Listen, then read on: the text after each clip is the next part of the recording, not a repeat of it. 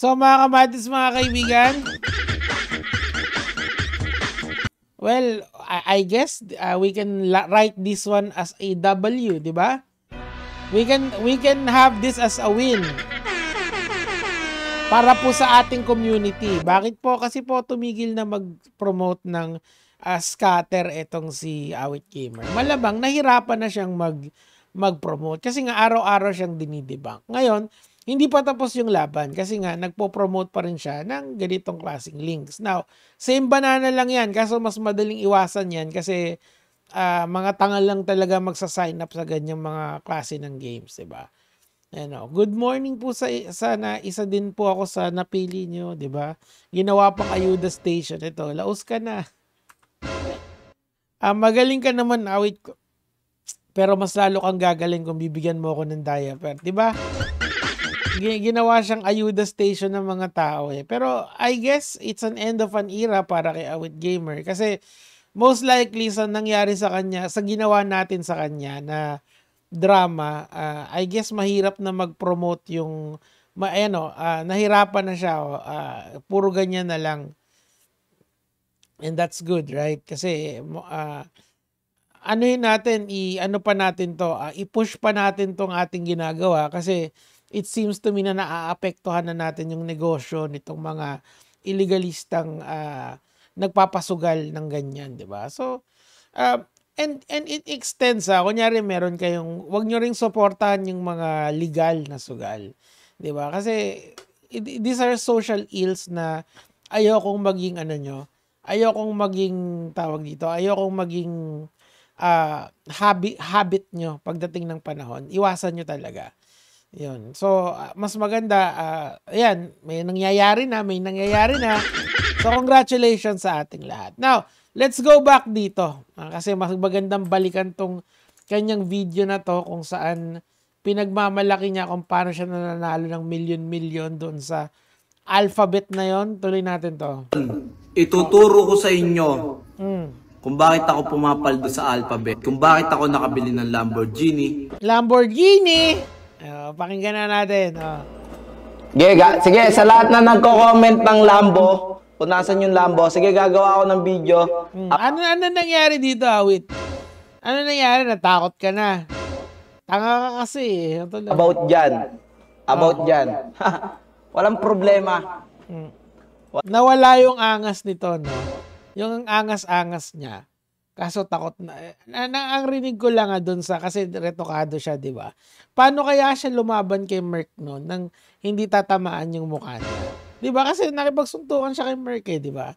Sa pa yun Tuloy natin. Walang problema sa akin yan, boy.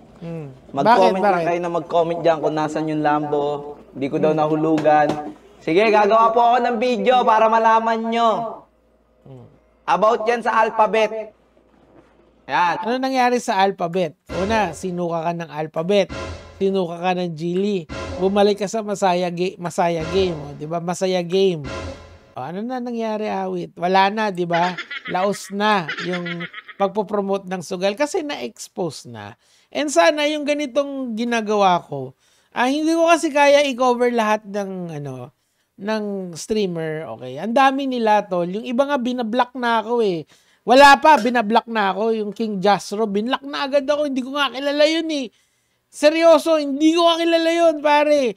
Ni isang content nun, hindi ko napanood. Ni isang post nun sa Facebook, hindi ko napanood. Pero, pagtingin ko sa page niya, doon sa isang account ko, doon sa isang account ko, doon sa public account ko, putya, nakablock na ako. What the fuck? Advance mag-isip anong gagawin natin kung gano'n, di ba? So, inaisip ko na lang, magfo-focus na lang ako dun sa maiingay, dun sa malalaki, tapos kayo na lang gumaya dun sa ginagawa ko. Kasi, tingin ko naman, yung mga arguments natin, yung mga, yung ginagamit nating sandata sa mga ganito, hinahanapan natin ng PAGCOR license, tinitingnan natin kung demo account ba, tinitingnan natin kung may hindi magandang ginagawa, gumagana yun, pare. Talagang na-expose sila, tapos nahihirapan silang mag-promote ng sugal nila. Ayan, best example, itong si si Awit Gamer, di ba? Pahirapan nyo lang din mga lods. Ang problema kasi, halimbawa, yung mga ganito at least na i-eliminate natin ng isa-isa. Ang dami niyan, tol. Yung iba pa, ang lalaki ng fanbase nila na parang miski daragin natin, wala rin mangyayari. At least ito meron, di ba?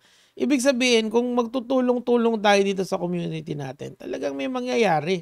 Di ba? Palakpakan natin yung mga sarili natin. Kasi this will never happen na mawawalan siya ng mga sugal promotions na malalaki because of what our campaign did, di ba? O tuloy. Sige, magkasubukan tayo. Wala na akong pakialam. Pero hanggang salita lang yan. Hanggang dyan na lang. Di ba, expose siya yung mga gimmick niya. Ayun, bumalik na lang sa pagko-content, which is good. Actually, mas maganda yung nagko-content na lang siya kasi yun naman talaga dapat yung ginagawa ng isang content creator. Hindi dapat kailan ba nauso yung scatter na yan? Nung malaki yung bigayan. Mukhang nagkakahirapan na ngayon Tuloy. Bahala kayo dyan. Total, kayo magtotropa lang naman kayo nagko-comment dyan About dyan sa Lambo na yan Magtotropa, lahat kami nagko-comment dito sa Lambo na to. 21 million? Awit naman yun. Ikaw si Awit, di ba? Atalay. Gagawa akong video about dyan. About dyan. Kung paano namin uhulugan yung Lambo na yan. Paano ba, Awit? Yung pagka-scripted, ilalabas natin yan.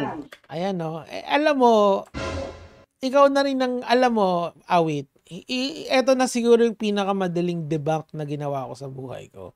Kasi you're just walking me through it Ikaw yung, biruin mo yung pagka-scripted na yan, nung linabas mo yan sa isang, na inamin mo na scripted pala kayo, wala nang maniniwala sa'yo sa lahat ng gagawin mo pag nagpo-promote ka ng sugal. Wala na. Kasi umamin ka sa isa Paano mo patutunayan na lahat ng gagawin mo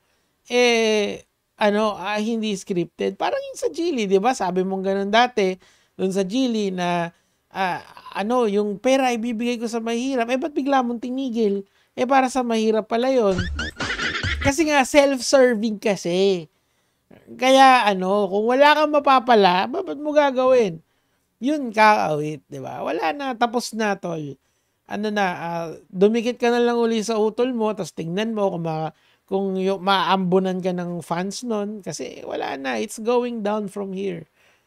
Sabi ko nga sa'yo, I've seen so many YouTube careers ng mga sikat na tao na nag-fizzle down towards the end. It's about to fizzle down para sa'yo. And I will help you get there.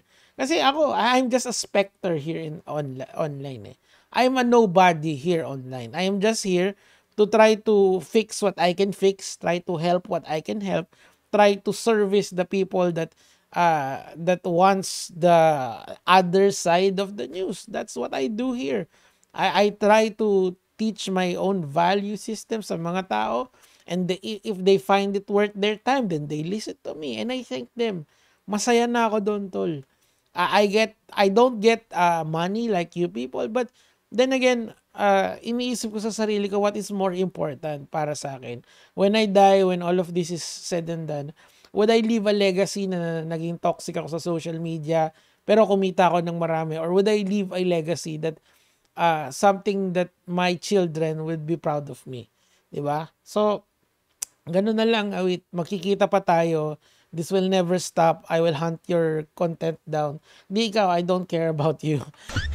Wala akong pakialam sa'yo, Awit, promise. Pero yung content mo, I will always be there, watching, waiting, and titignan natin kung merong madedebak. Lahat to, papaulit-ulitin natin hanggang sa matuto yung tao na na you should have stuck with the content na kahit na medyo toxic, acceptable naman na maging entertainer tayo, hindi yung nagpo-promote tayo ng sugal sa kapwa natin.